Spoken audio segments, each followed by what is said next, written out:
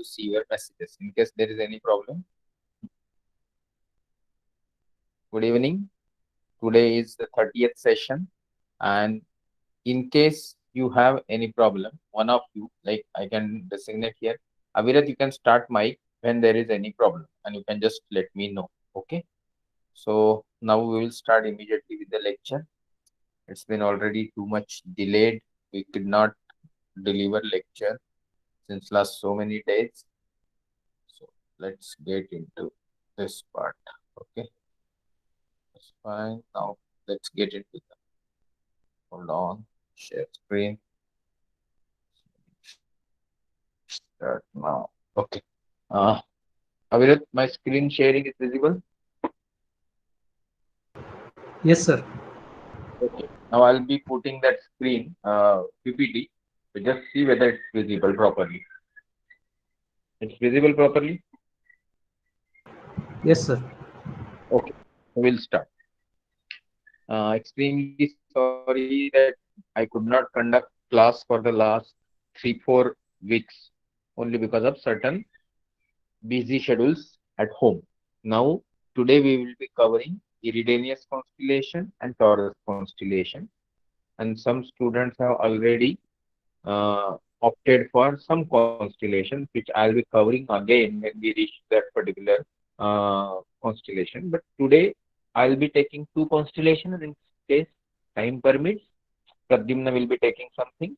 Then Pikale sir, in case he is present, he will be taking something. And then Avnish has also said that he will take leave. Let's get into the second slide, which is about the acknowledgement that the most of the content and photographs of this particular lecture will be from the internet.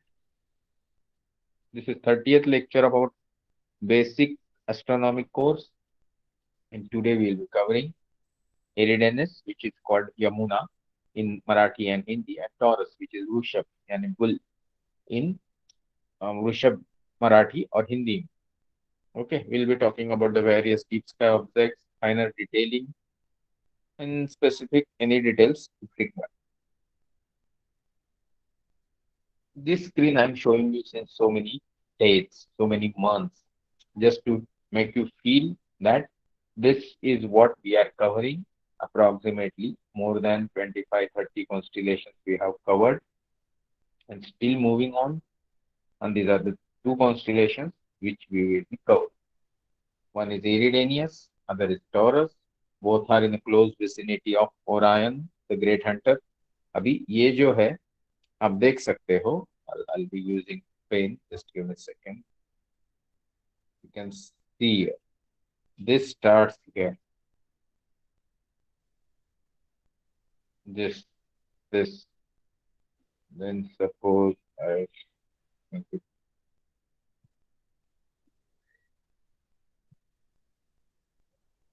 this. This is how it goes, like this, like this, like this. Last stop is Acharna. So this is the whole Iridanius. Okay, sixth largest constellation of out of 88 constellation designated by the International Astronomical Union. Taurus is a bit different, and we'll go into the Taurus here only. You can see it. Very important constellation. This forms something like this.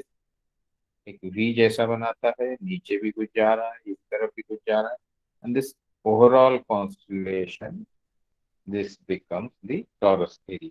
Now this particular is Beta Tauri is also part of Orion. Okay. Now we'll not get into that. Yes. Don't switch on your mic. Who's there? Mic on मत करिए. अविरत के अलावा कोई भी. किसी का mic on. Just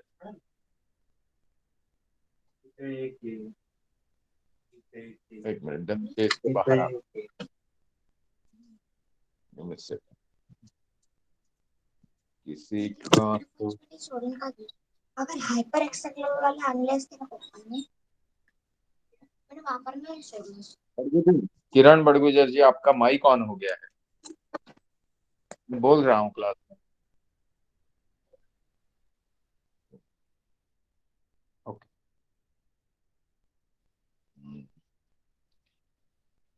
I'm audible and visible, Avirat ji. Yes, sir. I will go to screen again. Okay. Kiran Barguje ji, आप सुन रहे हैं तो माइक ऑन कर दीजिए. Yes sir.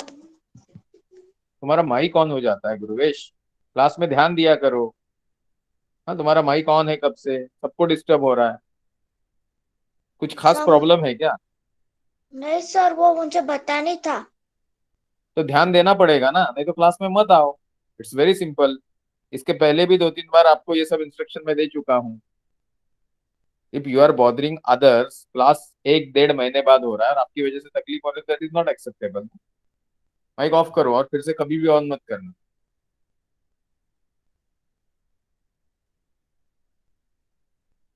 I hope it's visible. We were talking about this particular specific constellations, Iridanius and Taurus.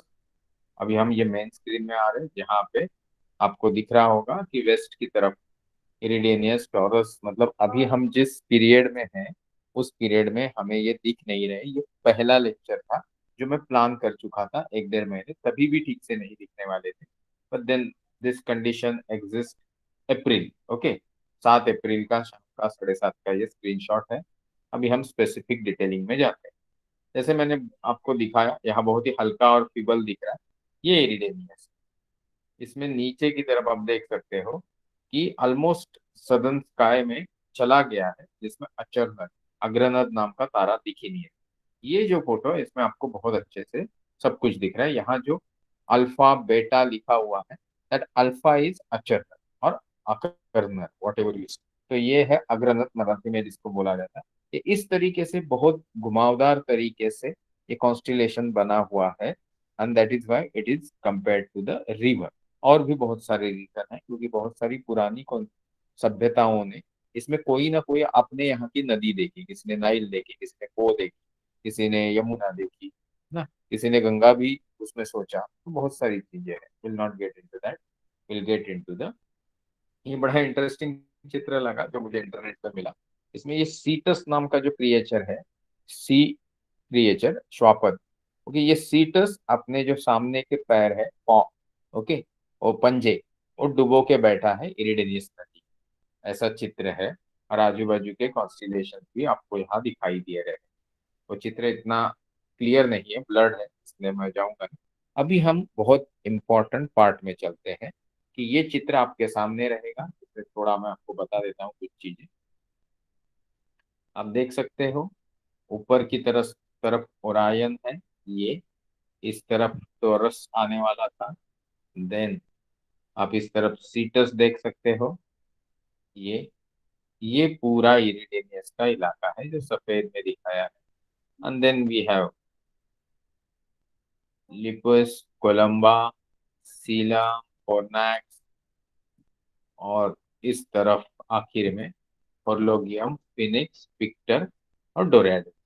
ये सारी चीजों के बीच में एक लंबा चौड़ा कॉन्स्टिलेशन घूम रहा है. And that is Eridanus. अब ये इरिडेनियस बहुत जरूरी कॉन्स्टिलेशन है. और जो भी पानी से जुड़े कॉन्स्टिलेशन है उनके बीच में ये सबसे बड़ा कॉन्स्टिलेशन है, और वैसे भी बड़ा है. So let's get into the final detailing, तो शायद अगले 10 मिनट चलेगा. Okay. Eridanus is depicted in ancient sky charts as a flowing river, starting from Orion जैसे हमने देखा, and flowing in a meandering fashion past Cetus, Fornax into the southern hemispherical stars. South में कॉनोपस तक ये पहुंच जाता है जो करीना कॉन्स्टिलेशन का ब्राइट तारा है. एरिडेनियस जो सदर्न सेलेस्टियल हेमिस्फीयर का कॉन्स्टिलेशन है. तो नॉर्दर्न हेमिस्फीयर से इसके बहुत सारे तारे दिखते नहीं है. जैसे चाइना से बहुत सारी चीजें दिखती नहीं है, तो चाइना वालों ने इसका आधा हिस्सा ही दिया है. और उनके जो पैचेस है, व्हाइट टाइगर, ब्लैक, ये सब में उन्होंने उसको इंक्लूड किया है. ये कॉन्स्टिलेशन 48 कॉन्स्टिलेशन जो शुरुआती दौर में टॉलेमी ने 2nd सेंचुरी में बनाए थे, उसका अहम हिस्सा थी. और जब 88 कॉन्स्टिलेशन का मॉडर्नाइजेशन हुआ तो उसमें भी इसे रखा गया. ये 6th लार्जेस्ट मॉडर्न कॉन्स्टिलेशन है. एंड इसके जो नाम है वो कहीं ना कहीं ओ रिवर जो है या माइनर रिवर इन एथेंस है, इनसे जुड़े हुए हैं. इसके फाइनल डिटेल्स में हम आगे जाएंगे. Let's now get into. जैसे मैं आपको बोल रहा था कि ये 6 नंबर का लार्जेस्ट कॉन्स्टिलेशन है नाइट स्काई का. तो तकरीबन 1138 1138 स्क्वायर डिग्रीज में ये एरिया ऑक्यूपाई करता है। It is located in the first quadrant of southern hemisphere SQ1। अभी ये SQ1 क्या है, NQ क्या है, ये सारी चीजें हम इसके पहले काफी बार बता चुके हैं। मैंने एक बीच में एक सवा महीना लेक्चर में किया तो मुझे बहुत बुरा फील हो रहा है, बट देन अपने पास 30 रिकॉर्डिंग है, कम से कम 50 से 1 घंटा 10 मिनट की। 1 मिनट, somebody wants entry, तो मुझे जाना पड़ेगा class. Okay, just give me a second, I will be back. तो हाँ, हम बात कर रहे थे, ये डिस्टर्ब कर रहे हैं कुछ लोग, 9:15 उनको याद आता है कि कोई फ्री का क्लास भी करना है। ओके, तो हम बात कर रहे थे कि ये जो 1138 स्क्वायर डिग्रीज इसने एरिया ऑक्यूपाई किया है सदर्न हेमिस्फेयर का, और इसे देखा जा सकता है latitude of +32 degrees to the -90 degree. Neighbouring constellation जैसे मैंने बोला पानी से जुड़े हुए हैं, हमने देखे भी। एक CLM है, सील मछली, फिर सीटस मतलब वो क्या बोलते हैं, सी क्रिएचर, फिर फोरनैक्स है, Horologium, Hydrus, Lepus, Orion, Phoenix, Taurus, Tucana, ये सब उससे जुड़े नहीं है। Eridanus belongs to the heavenly water families लिखा है, जैसे मैं बोला था। करीना, कोलंबा, डेल्फिनस, ये सब उसी से जुड़े। करीना मतलब नौका, नौकातल। इरिडेनियस में तकरीबन 32 तारे। वैसे फ्लैम्स्टीड या बायर मेथड से देखा जाए तो 87 है, पर मेन तारे जो तकरीबन 24 है, उसमें से तकरीबन जो 87 में से 32 का लिस्टिंग होता है उनके अपने नाम। ब्राइटेस्ट इज अल्फा इरिडेनी, उसका नाम अचरनर है। वो भी अरेबिक ओरिजिन से उसका एक्सप्लेनेशन है कि नदी का एंड, तो ये नदी का एंड है सदर्न साइड में, यमुना या इरिडेनियस का, इसलिए उसको अचरनर बोला जाता है। बाकी तारों के नाम आपकी जानकारी के लिए मैं बोल देता हूँ। अकेमर मतलब थीटा इरिडेनी है। अल्फा इरिडेनी जैसे मैंने अचरनर बोला। देन टाउ टू इरिडेनी है, एंगेट टेनर। और एक HD मतलब हाई डेंसिटी के ऑब्जेक्ट है 18742, वो है अय्या यावर्दी, यावादी। और ईटा इरिडेनी अजहा है। अपसिलॉन, अपसिलॉन इप्सिलॉन नहीं है, अपसिलॉन इरिडेनी है Beemim. Beid is omicron Eridani. अभी आई होप ये सब ग्रीक अल्फाबेट्स आपको याद हुए होंगे, नहीं होंगे तो कर लीजिए, क्योंकि इसमें से मैं सिर्फ अल्फा बीटा ये 2-3 ही एक्सप्लेन करने वाला हूँ। तो कर्सा जो है वो बीटा इरिडेनी है। Keid is omicron Eridani. Koya is HIP 12961। मोन्टूनो उसी तरीके का, और मोहनु एक है, रैन है। इन सब के बारे में काफी डिटेल में इंटरनेट पे दिया हुआ है, आप पढ़ लीजिए। We will be talking about only alpha.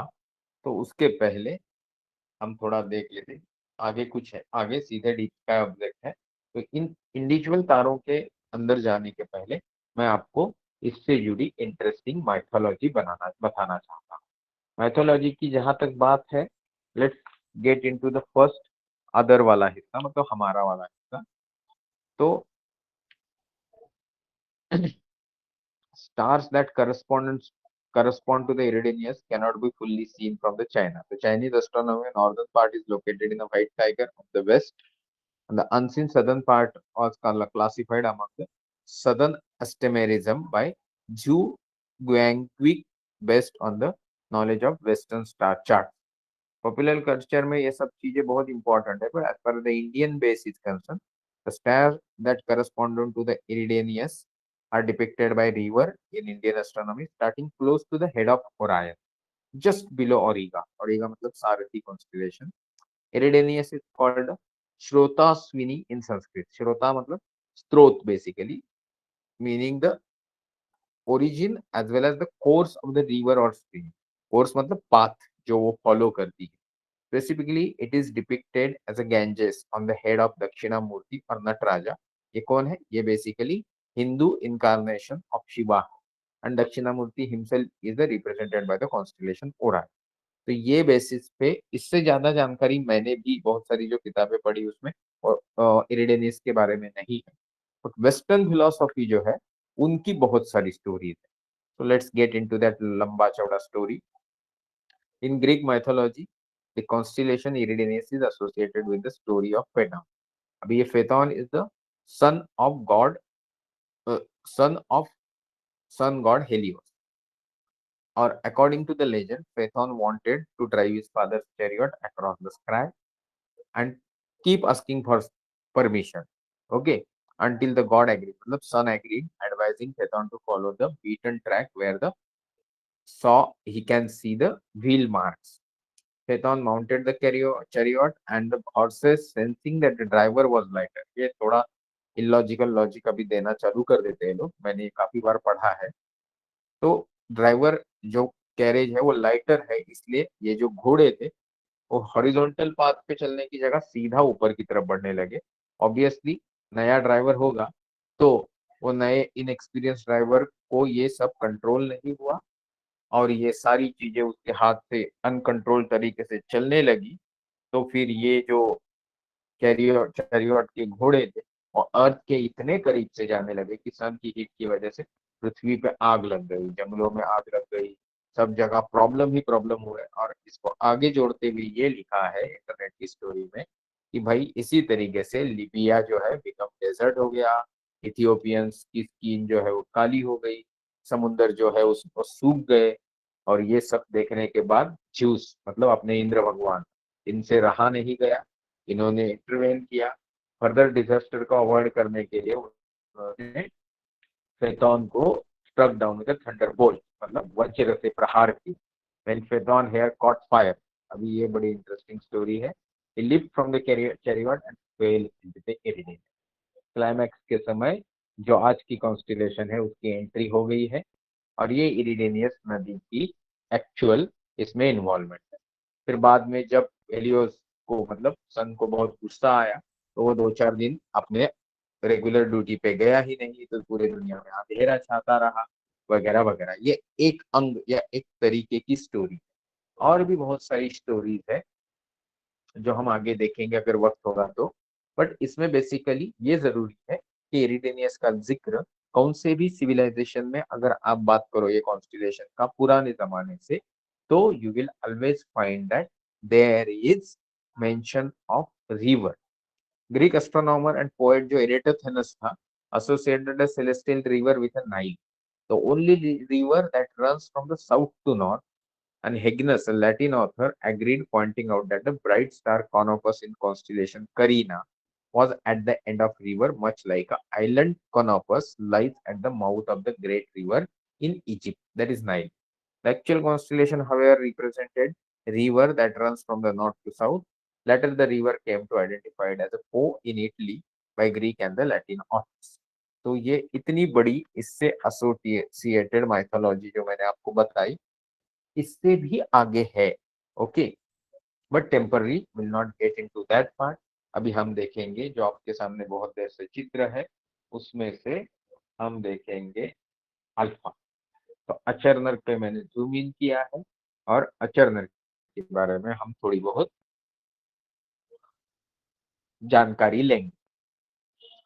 अचरनर is alpha इरिडेनी.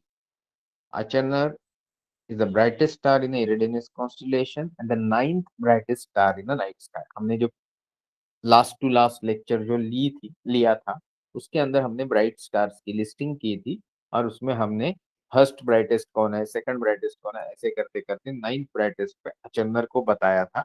It is located in the southern corner of the constellation, bottom most part of the southern horizon, or sorry near the southern horizon for the north hemispherical people, and the star has an apparent magnitude of 0.4 to 0.6.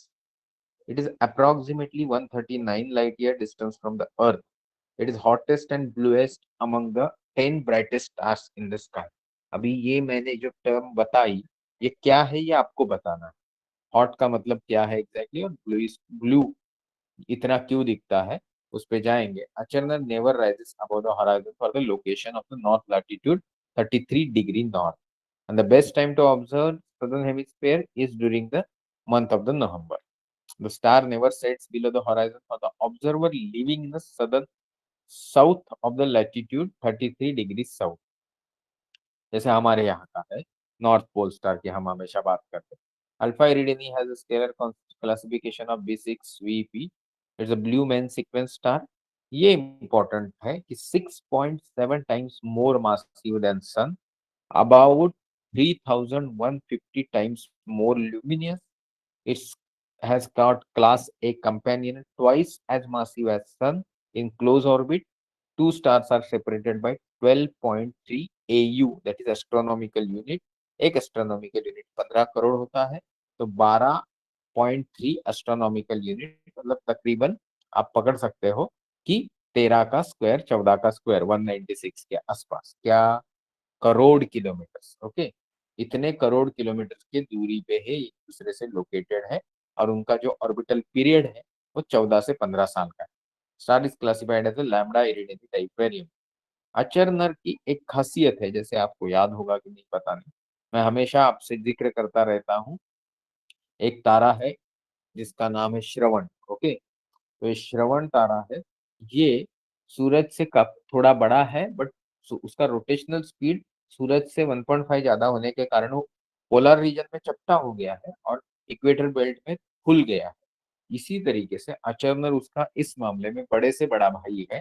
कैसे, वो अभी समझेगा आपको। Achernar is a very fast rotator with a projected rotational velocity of 250 kilometer per second. As a consequence, it is the least spherical star studied in the Milky Way galaxy, and it has the shape of the oblate spheroid. ये oblate spheroid जो है, ये word बहुत जरूरी है। And its diameter at the equator is 56% greater than its polar mass. The star has circumstellar disk of gas and also as a consequence of fast spinning. The name Achernar is derived from the Arabic Akhir an Nahar, which means the end of the river. It refers to the star's position at the southern end of the Eridanus. हमने अब तक जितनी चीजें कही उसका एक crux मैंने आपको थोड़ा लंबे चौड़े तरीके से बताने की कोशिश इसलिए की क्योंकि इरिडियनस कॉन्स्टलेशन के 3-4 तारे हमें आराम से नॉर्मल स्काई में दिखते हैं, क्योंकि उनकी मैग्नीट्यूड जो है वो अप्रोक्सीमेटली 3 के आसपास है।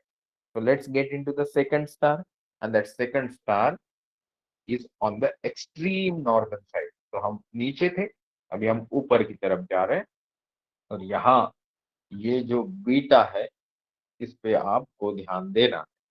तो ये जो बीटा है इस पे ध्यान दे दिया आपने, तो मैं इसको बंद कर देता हूँ और अंडू भी कर।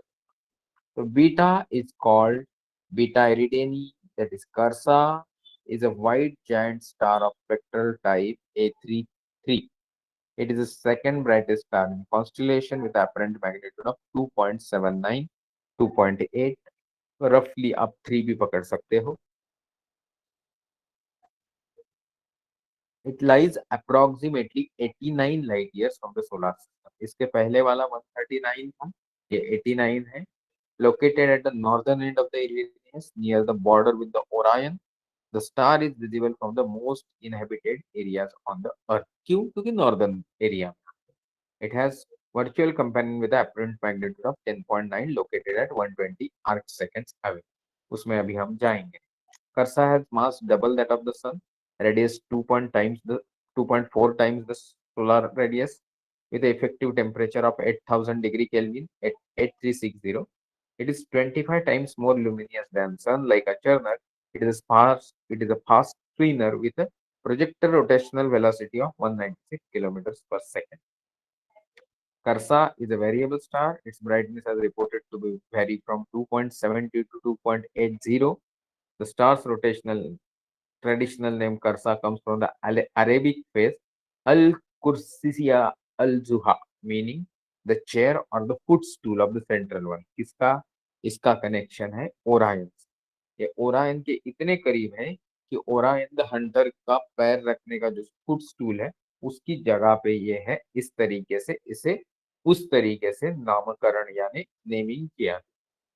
नेक्स्ट स्टार है, बहुत सारे हैं, जैसे एक्मेर है, थीटा इरिडेनी, इसके भी बहुत सारी डिटेलिंग मैं बता सकता हूँ, but then I am of strong opinion अगर मैं एक 70-80% काम करूँ तो 20-30% काम आपको भी करना चाहिए। हमने गैमा इरिडेनी जोराफ के बारे में भी पढ़ा, देन डेल्टा इरिडेनी या एप्सिलॉन इरिडेनी रैन, इन सब के बारे में हमने थोड़ा थोड़ा पढ़ा है। सो अगर हमने तारों के इन चीजों के बारे में पढ़ लिया है तो अभी हम सीधा जंप करेंगे डीप स्काई ऑब्जेक्ट्स पे। और डीप स्काई ऑब्जेक्ट्स आपको हमेशा ही इंटरेस्टिंग लगते हैं, क्योंकि आप भी सोचते हैं कि कभी टेलीस्कोप लूंगा तो मैं इसको देखूं। तो ये है very important deep sky object, and that is IC2118। नाम है विच हेड नेबुला। अभी विच के सर की तरह दिखता है। आजकल इंटरनेट टीवी होने के कारण आपके घर पे बहुत सारे जो विच रिलेटेड और उस तरीके के बहुत सारे मूवीज वेब सीरीज आप देखते रहेंगे। तो आपको ये इसमें कहीं विच हेड दिख रहा है तो बहुत अच्छी बात है, नहीं भी दिख रहा है तो भी डिस्क्रिप्शन में बता देता हूँ। This particular Witch-Head Nebula is a faint reflection nebula in Eridanus constellation. It is thought to be a remnant of the ancient supernova or possibly gas cloud illuminated by the bright star Rigel in the neighboring Orion constellation. The reflection nebula is associated with the bright star Rigel, राजन में, जिसको मराठी में हम बोलते हैं, in constellation Orion. No, this is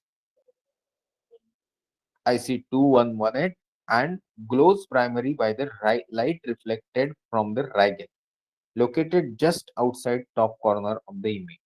इस image में top right most corner के ऊपर जो यहाँ दिखाया नहीं गया उस जगह पे राइगेल है। राइगेल बहुत ही ब्राइट तारा है और उसके ब्राइटनेस का रिफ्लेक्शन ये क्लाउड देता है। मैग्नीट्यूड तकरीबन 13 के आसपास है। और ये जो रिफ्लेक्शन नेबुला का ब्लू कलर है उसका राइगेल के ब्लू कलर से या उसकी लाइट से कोई संबंध। आप सबको मालूम है कि आसमान ब्लू क्यों दिखता है, या शाम ढलते वक्त हॉराइजन्स या little upper part of the sky suddenly orange या थोड़ा रेडिश क्यों हो जाता है, या फिर कभी कभी रेड मून क्यों दिखता है, कभी कभी इक्लिप्स में तो हमेशा ही दिखता है, तो क्यों दिखता है। इन सब के पीछे एक स्टैंडर्ड लाइन है कि भाई जो वेवलेंथ के साथ एसोसिएटेड लाइट हमारे पास ज्यादा पहुंचेगी वो कलर हमको दिखेगा। The blue colour is caused not only by Rigel's blue color but because the dust grain reflect blue light more effectively than red, and that is why this nebula, which is located at 1,000 light years, having magnitude approximately 13, when seen through some bigger telescope, appears to be like this in a shape and a bluish in a color. So this is about Witch Head Nebula, very important deep sky object of the Eridanus constellation. ये बहुत important चीज। आपको यहाँ भले ही दो तीन Galaxy मोटा मोटी दिख रही है, बट ये इरिडेनियस ग्रुप है। किसका? इरिडेनियस कॉन्स्टिलेशन के, इरिडेनियस क्लाउड का। और इस क्लाउड के अंदर तकरीबन रफली 75 मिलियन लाइट ईयर डिस्टेंट इन इरिडेनियस पे 200 Galaxy. 70% of these are categorized as a spiral and irregular galaxies, and other 30% are lenticular and elliptical. हमने जब गैलेक्सी के टाइप्स पढ़े तो हमने स्पाइरल, स्पाइरल बार, इरेग्युलर, लेंटिकुलर, इलिप्टिकल गैलेक्सीज के नाम सुने थे। वो ही यहाँ हिसाब है कि भाई 70% किस कैटेगरी में आती है, 30% किस कैटेगरी में आती है। और इसमें से ब्राइटेस्ट इरेनियस क्लाउड की NGC 1407 है। दूसरी भी एक है, वो भी काफी ब्राइट है। तो इस तरीके से ये तकरीबन 31 galaxies, 9 of which are listed in a new general catalog and 2 in an index catalog, are the brightest number in the elliptical galaxy NGC 1395। तो आप यहाँ समझ सकते हो कि एक ये गैलेक्सी का ग्रुप है जिसको इरिडियस ग्रुप बोला जाता है, क्योंकि इरिडियस कॉन्स्टिलेशन में एक मौजूद है। Now we will be talking about some deep sky object in little fast. ये NGC 1300 है, मतलब न्यू जनरल कैटलॉग में लिस्टेड आइटम 1300 है। It is a barred spiral galaxy located at 1,10,000 light year with a visual magnitude of 11.4, approximately 61.3। Oh sorry, जो पहला figure बताया 1,10,000 वो उसका डायमीटर है, और 61.3 मिलियन लाइट ईयर्स मतलब 613 लाख लाइट ईयर्स के दूरी पे। Okay, this belongs to the Eridanus cluster of galaxy. Similarly, we will see the next item. It is NGC 1232. ये जो NGC 1232 है, ये भी एक गैलेक्सी है, और उस गैलेक्सी के बारे में मैं ज्यादा जानकारी बेवजह नहीं बताऊंगा, क्योंकि आप सब लोग खुद ही पढ़ते हो। It is intermediate spiral Galaxy. Apparent magnitude तकरीबन 11 के आसपास है, तकरीबन 610 लाख लाइट ईयर की दूरी पे है, मेंबर ऑफ इरिडियस क्लस्टर है। ये जो इमेजेस आती है, ये सब हबल स्पेस टेलीस्कोप से वगैरह ली जाती है। Different colours from different region are well visible. Central area contains oldest stars of the reddish colors, while the spiral arms are populated with the young blue stars and many star-forming regions. Distorted companion galaxy on the left side, shaped like a Greek letter theta, is also observed. दिख रही है आपको? दिखाता हूँ, मैं इसकी बात कर रहा हूँ। ये दिख रहा है ना, ये जोन, इसके अंदर जो है वो डिस्टॉर्टेड रीजन है, shape like a Greek letter theta. ये बेसिकली कंपेनियन गैलेक्सी है इसी NGC 1232। Okay, let's go further. ये आपको दिख रहा है 1427, बहुत ही इंपॉर्टेंट चीज है। इरेगुलर गैलेक्सी है, इसका भी अपरेंट मैग्नीट्यूड 13.4 है, और तकरीबन 519 लाख लाइट ईयर के दूरी पे ये लोकेटेड है। इरेगुलर गैलेक्सी का एक अच्छा उदाहरण है। अगर मैं बोलूं कि आगे का चित्र 1291 जो है NGC, ये गैलेक्सी है, तो किस टाइप की गैलेक्सी होगी ये फिर? ये गैलेक्सी होगी रिंग टाइप की, क्योंकि रिंग की तरह दिख रही है और बीच में एक बार भी दिख रहा है। तो 1291 sometimes also referred as NGC 1269. It's a ring galaxy. It's a notable for the unusual structure of its outer ring and inner bar. Galaxy is discovered by the Scottish astronomer James Dunlop in 1826. New general catalogue का NGC 1291 है। John Herschel independently discovered this galaxy in 1836 and entered it as a NGC 1269, not realizing that this particular member already exists.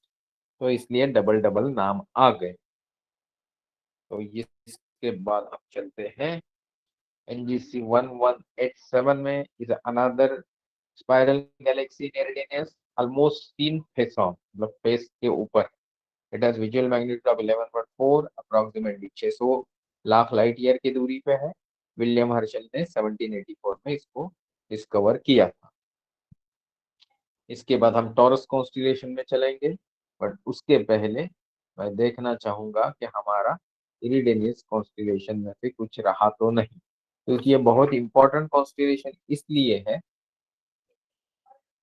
मैं बोलते बोलते आपको शुरुआत में बोला नहीं होगा, बट इसमें पहले मीटियोर शावर नहीं था, बट वेरी रिसेंटली एक मीटियोर शावर न्यू इरिडेनियट्स के पास ढूंढा गया है।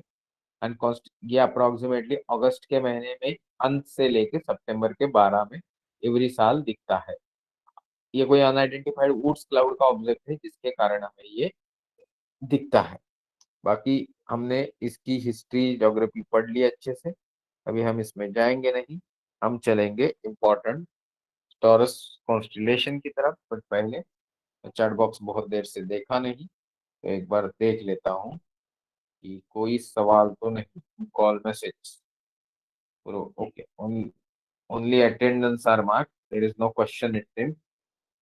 सबको सब कुछ समझ में आ रहा है, तो हम काम करेंगे। हम हमारे प्रेजेंटेशन में फिर से चले जाते। तो अभी हम चलते हैं टॉरस कॉन्स्टिलेशन में। टॉरस कॉन्स्टिलेशन की शुरुआत कर देते हैं। ये है टॉरस।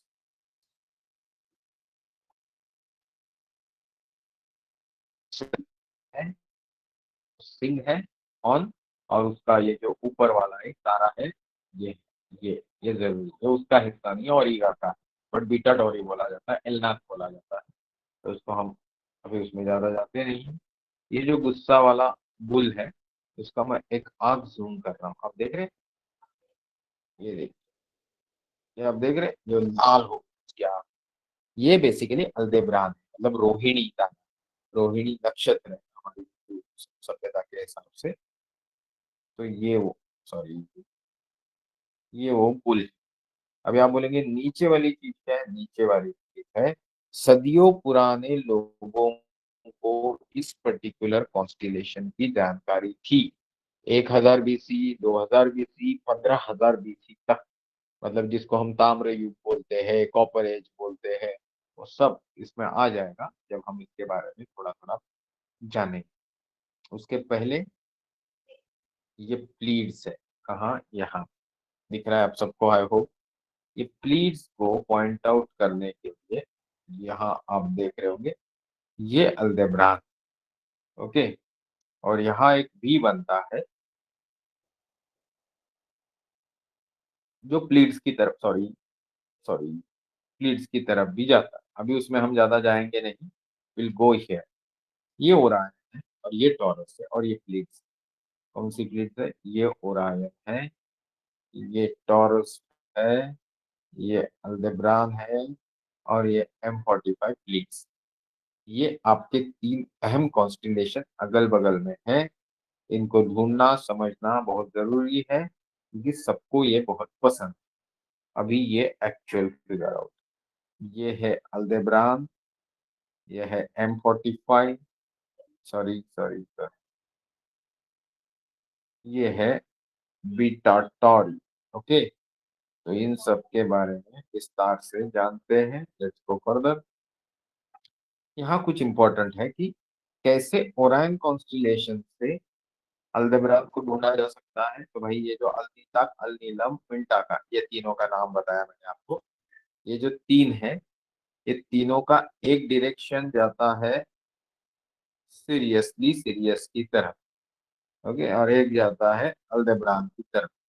और इनमें से अगर हम बोले कि, रुको रुको रुको, सॉरी सॉरी, हाँ, कैस्टर एंड पोलुक्स की तरफ भी एक दिशा, ये प्रोसियन की तरफ भी एक दिशा है। तो ये कौन कौन जाते हैं ये जानने के लिए आपको थोड़ा मैं इसको जूम आउट कर देता हूँ, ओके। ये आप देख सकते हो कि यहाँ जो, सॉरी, ये बीटा है, ये अल्फा है, ये गामा, ओके। इन्होंने थोड़ा गड़बड़ कर दिया है। तो ये जो है ये अल्फा, ये बेसिकली है आपका बेटलग्यूस और बेलाट्रिक्स, सैप और ग्राइगिन।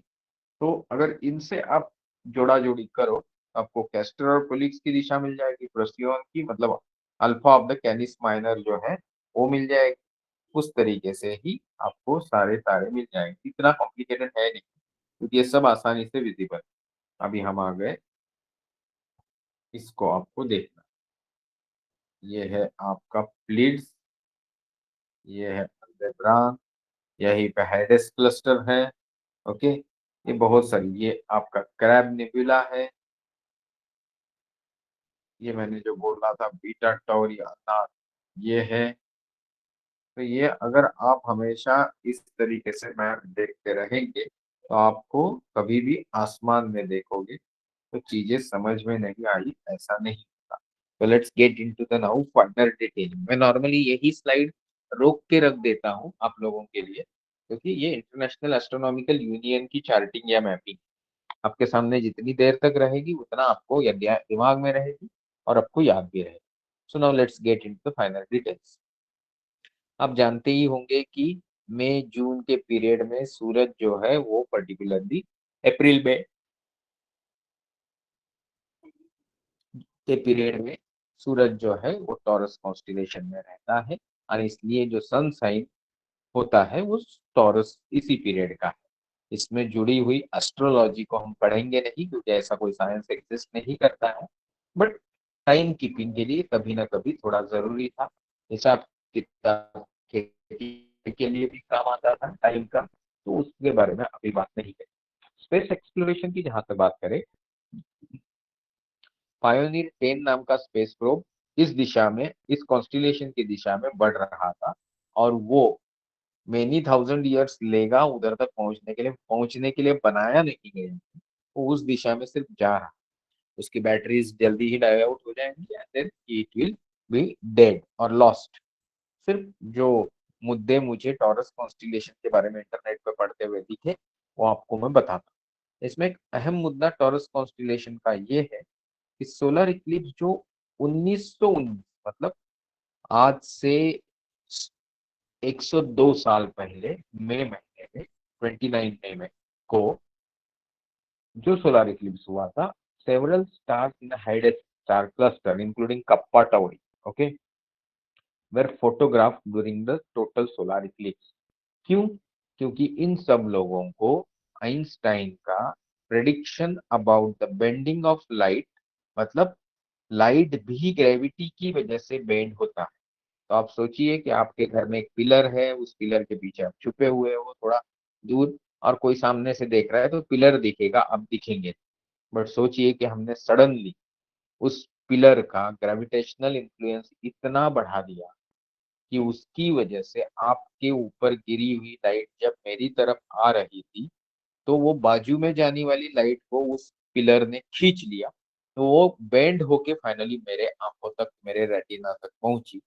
तो मुझे आप पिलर के पीछे छुपे होते हुए भी दिखो, क्योंकि आपसे निकली हुई लाइट मेरे आंख में रेटिना पे गई और उसने इमेज बनाया। ये चीज छोटे बच्चों को नहीं समझेगी तो बड़ों को समझनी चाहिए। इसको बोलते bending of light due to the gravity. तो ये प्रिंसिपल जब आइंस्टाइन ने प्रेडिक्ट किया तो ऑब्वियसली बहुत सारे लोगों ने उसका मजाक उड़ाया होगा, but Einstein was too confident because when Arthur Eddington ने साउथ अफ्रीका के प्रिंसिपे जगह से इस चीज को नोट करके 29 मई 1990 को कन्वे किया अल्बर्ट आइंस्टाइन को, तो उसमें कोई, उसने उसका रिएक्शन बहुत ही प्लेन था। इसमें कोई बड़ी बात नहीं कि आपने प्रैक्टिकली ऑब्जर्व किया, मैंने जो बोला वो सही ही था। सो ही वॉज वेरी कॉन्फिडेंट। अभी ऑब्वियसली ये कॉन्फिडेंट ओवर कॉन्फिडेंस नहीं था, उनकी अपनी धारणाएं थी, उनके अपने जो फंडामेंटल स्ट्रॉन्ग थे उसके ऊपर उनका अच्छा आत्मविश्वास था। तो दैट इज ओके। तो ये चीज भी टॉरस कॉन्स्टिलेशन से जुड़ी है, तो सोचा मैं आपको बता। भी टॉरस कॉन्स्टिलेशन से जुड़ी हुई बहुत सारी स्टोरीज भी है, वो थोड़ा बहुत इधर कवर करके फिर हम लोग उसके स्टार्स के बारे में पढ़ेंगे and then we'll go to the deep sky object. So let's get into this one. Taurus as depicted in the astronomical list. ठीक है, identification of the constellation of Taurus with a bull is very old, certainly dating to the Chalcolithic, मतलब क्या बोलते हैं उसको मराठी में, तांबा, ताम्र युग, ओके, ताम ताम कॉपर एज, ओके, इंग्लिश में कॉपर एज बोलेंगे, या bronze age approximately, and perhaps even to upper paleolithic. Upper paleolithic मतलब प्रीस्टोन, ओके। तो इसके बारे में university of Munich believe that Taurus is represented in the cave painting as a hall of the bulls in the caves at dates रफली 15,000, मैंने इसका जिक्र किया था। तो 15,000 बीसी, मतलब बिफोर क्राइस्ट, ये चीजें देखी गई कि लोग आसमान की तरफ देखते थे, देख के चित्र बनाते थे और केव्स के अंदर उसका डिपिक्शन रखते थे। किसी को वो भगवान लगता होगा, किसी को कुछ अच्छी प्रेरणा देने वाला लगता होगा, किसी को वो सेलेस्टियल बुल लगता होगा, what ever mean. The name seven sister has been used for the Pleiades M45 Messier object in the language of many cultures, including indigenous group of Australia, North America, Siberia. This suggests that the name may have been common in the ancient origin. हम जो भी जितने भी झगड़े सभ्यताओं के बीच, जात के बीच, धर्म के बीच, भाषाओं के बीच, देश के बीच, समाज के बीच में है, ये सब इसी वजह से है कि लोगों को एस्ट्रोनॉमी पता नहीं। जिस दिन लोगों को एस्ट्रोनॉमी का फाउंडेशन क्लियर हो गया, जिस दिन से लोगों को ये पक्का समझ में आ जाएगा कि हम सब एक है। तो ये क्यों मैं लेक्चर ले रहा हूँ, ये भी इसी कारण है कि I just want to tell people that peace जो एक इटरनल सॉल्यूशन है मैनकाइंड के लिए प्रोग्रेस करने के लिए, that is possible if they upgrade their knowledge with the right thing. But let's not get into those philosophical things. Taurus marks the point of vernal equinox in the ताम्र युग, कैलोकोलिथिक, मतलब क्या बोलते हैं उसको, कॉपर एज में, at the early copper age or early bronze age, from about 4000 BC to the 1700 BC, after which vernal equinox moved to the neighboring constellation Eris, जो अभी एग्जिस्ट करता है. The Pleiades were closest to the sun at vernal equinox around 23rd century BC. In Babylonian astronomy, the constellation was listed in the Mulpine, that is Gu4 Anar, the bull of heaven. Although it has been claimed that when the Babylonians first set up their zodiac, the vernal equinox lay in a Taurus. There is a claim that a Mul-Apin tablet indicates that the vernal equinox was marked by the Babylonian constellation known as the Hired Man. अभी ये modern Aries था basically, तो उसमें हम जाएंगे. In the old Babylonian epic, अभी mythology में, epic of Gilgamesh, the goddess Ishtar sent Taurus, the bull of heaven, to kill the Gilgamesh for spurning her advances. Enkidu tears off the bull's hind part and hurls the quarter into the sky, where they become the stars we know as the Ursa Major and Ursa Minor. Some locate Gilgamesh as the neighboring constellation of Orion, facing the Taurus, as if in combat. While ये तो आपको पता ही होगा कि भाई ये जो है, ये टॉरस मतलब ये बुल जो है वो ओरायन जो है उससे झगड़े की कतार पे है और वो उससे फाइट कर रहा है. बैल इतना गुस्से में है कि उसकी आंख लाल हो गई. ये मैं नॉर्मली हम लोग जो ओपन स्काई ऑब्जर्वेशन लेते हैं तो ये स्टोरीज बताते हैं. While others identify him with the sun who is rising on equinox vanquishes the constellation. In early Mesopotamian art, the bull of heaven was closely associated with the Inanna, the Sumerian goddess of fertility and warfare. One of the oldest depictions shows the bull standing before the goddess. Since it has got three stars depicted on its back, okay, there is a good reason to regard this as a constellation later known as Taurus. अभी ये सब क्या कर रहे हैं लोग, ancient जानकारी का लेटेस्ट जानकारी के साथ जोड़ने की कोशिश कर रहे हैं. तो इसमें बहुत सारी और भी चीजें हैं, हम इसमें जाएंगे नहीं, सिर्फ इतना ही हमको जानना है. इसकी माइथोलॉजी जो है बहुत तरीके से है. हम इतना ही कि भाई टॉलेमी ने जो सेकंड सेंचुरी में दिया था वही चीज आज भी एग्जिस्ट करती है. और 12 जो ज़ोडिएक सन साइन है बेसिकली, इसमें भी टॉरस एग्जिस्ट करता है और बहुत सारी सभ्यताओं में इसका मान्यता है. Taurus is known for its bright star Aldebaran, then Elnath, then Alcyone, as well as for the variable star Tau Tauri. The constellation is also home to the Pleiades M45, also known as the Seventh Sister, and the Hyades cluster, two nearest open star clusters to the Earth. Abhi, Taurus has number of other well-known deep sky objects, which includes M1, that is the Crab Nebula, Hind's Variable Nebula, that is the NGC 1555, then Colliding Galaxy NGC 1410 and 1409, and Crystal Ball Nebula NGC 1415 and the Merope Nebula NGC 1435. ये सारे चित्र अभी हम देखेंगे. Just give me a second. तो ये tau Tori, इसके बारे में अभी हमने जिक्र किया कि ये भाई कौन है, ये वेरिएबल स्टार. तो ये वेरिएबल स्टार मतलब उसकी इंटेंसिटी, उसकी ल्यूमिनोसिटी, उसका विजिबल मैग्नीट्यूड कम ज्यादा होता है. तो ये देखने के बाद हम चलते हैं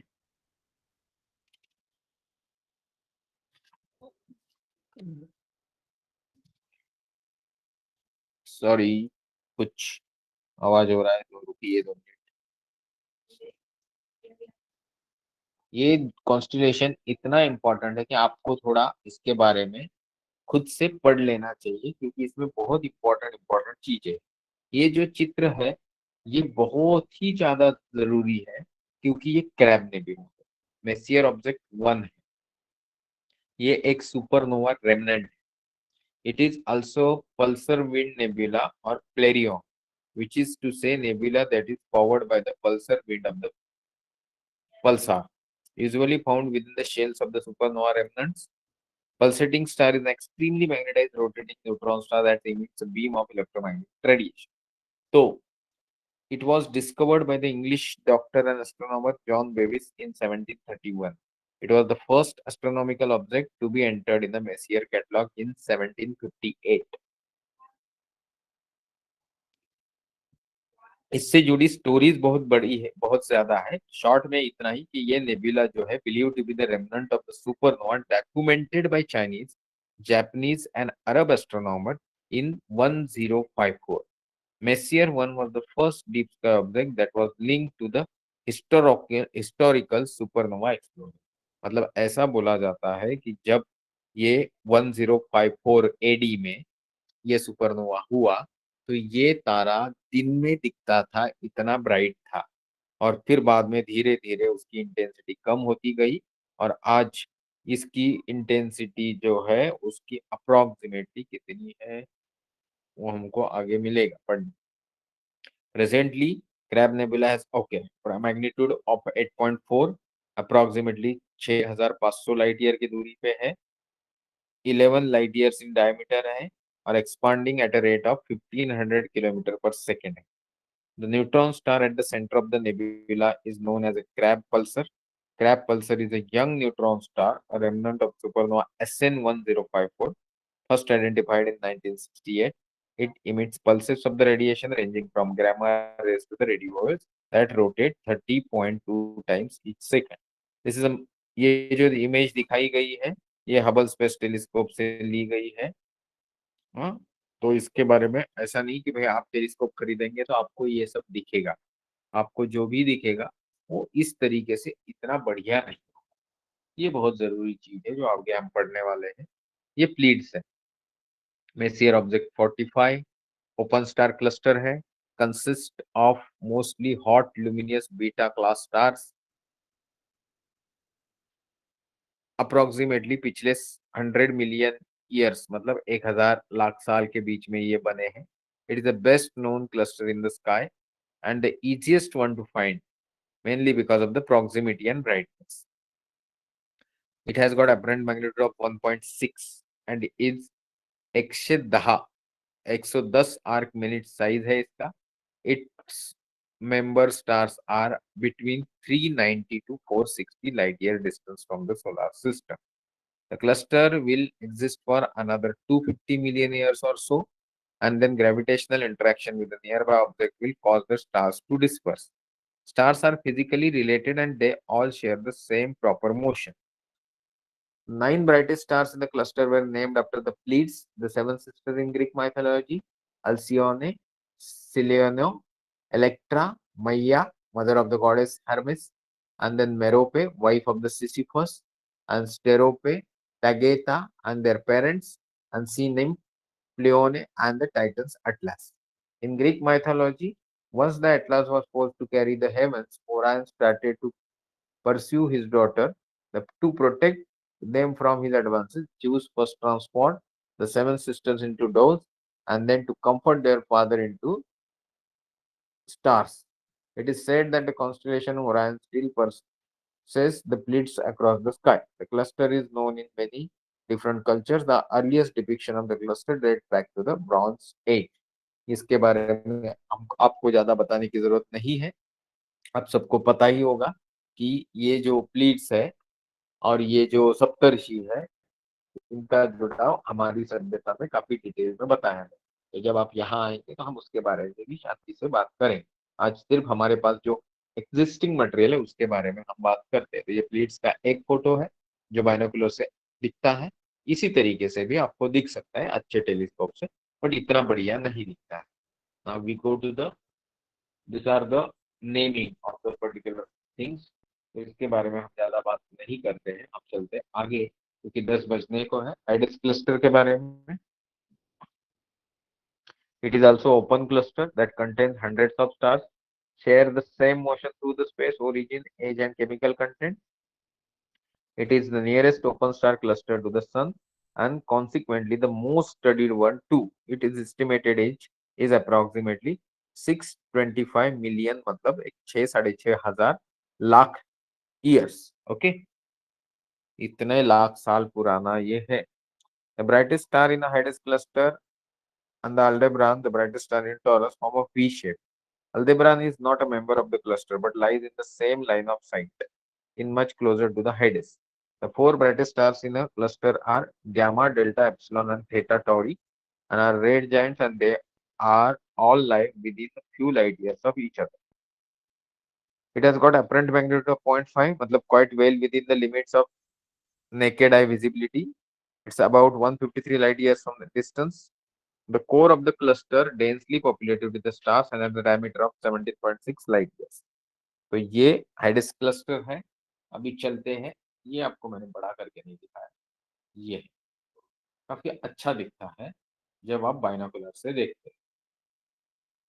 अभी हमारे हिंट्स वेरिएबल नेबुला जिसको एनजीसी 1555, ये वेरिएबल नेबुला है टोरस में। It is a reflection nebula that exhibits variation in luminosity as a result of changes in its star. यहाँ जो तारा है उसके अंदर परिवर्तन आने के कारण इसकी जो ल्यूमिनोसिटी है वो पूरे क्लाउड की बदलती है, and that is why this is the variable nebula. It lies next to the Tau Tauri and illuminated by the stars light. It was first discovered by the English astronomer John Russell Hind, and इसके वजह से उसको hints variable nebula बोला जाता है। आगे का चित्र है 1410 and 1409 are colliding galaxy in Taurus constellation. They are connected by pipeline of gas spanning over 20,000 light years that is being funneled from the one galaxy to the other. As a result, there is a lot of star forming activity occurring in NGC 1410, the galaxy that is on the receiving end. NGC 1409 on the other hand is devoid of young blue stars. तो ये दो colliding Galaxy है, जैसे milky way and Andromeda भी अगले कुछ अरब सालों में, मतलब 2-3-4 अरब सालों में कोलाइड करेंगी, और मिल्की वे और एंड्रोमेडा मिलके मिल्कोमेडा बन जाएगा। ऐसे मैंने एक टीवी के शो में सुना था। तो ये है कोलाइडिंग गैलेक्सी इन टॉरस। अभी हम क्रिस्टल बॉल नेबुला की तरफ बढ़ते हैं। ये एनजीसी 1514 है। लार्ज प्लेनेटरी नेबुला है टॉरस कॉन्स्टेलेशन का, discovered by William Herschel in 1790। Nebula is believed to be surrounded by close binary star with orbital period up to 10 days. तो उसकी वजह से उसका ये हाल दिखता है, क्रिस्टल बॉल की तरह दिखता है, इसलिए उसको उस तरीके से नाम दिया। This is 1647, which is again an open cluster located in a Bull's Horn. Apparent magnitude is 6.4। और इस तरीके से आज का हमारा क्लास यहीं पे खत्म होता है। पर उसके पहले मैं आपसे कुछ बात करूंगा, तो मैं स्टॉप शेयरिंग कर देता हूँ। See, very important thing is that some people have already given their name, जैसे प्रद्युम्न मोटे, फिर पिकड़े सर, फिर उसके बाद अवनीश। इन लोगों ने अपने नाम दिए हैं। प्रद्युम्न ने ओरायन कॉन्स्टेलेशन की डिटेलिंग करूंगा बोला, पिकड़े सर ने सर ने क्या बोला है, माइक ऑन करिए सर। पेगासस पेगासस के बारे में बोला है, the great square of Pegasus. और अवनीश ने बोला है लिवो के बारे में। पर आज समय नहीं है, तो आप अपना रेडीनेस रखिए, अगली बार अगर समय होगा तो करेंगे। वंस अगेन एक्सट्रीमली सॉरी कि पिछले 1 महीना आपका लेक्चर हो नहीं पाया, but then there are certain things which can not be avoided. तो ये होता रहेगा, आपको ज्यादा इसके बारे में टेंशन लेने की जरूरत है। जितना ज्यादा समय मिलेगा उतना आप पढ़ते रहिए, और उससे आपका ज्ञान बढ़ाते रहिए। रेनी सीजन के बाद in case we come out of this corona pandemic, हम ऑब्जर्वेशन जरूर करेंगे। तो आज के लिए thank you so much for your kind patient listening. Now you can leave the class in case you do not have any doubts. If you want to ask anything, you can put in the chat box. If you don't have any doubts, we can leave or close the class.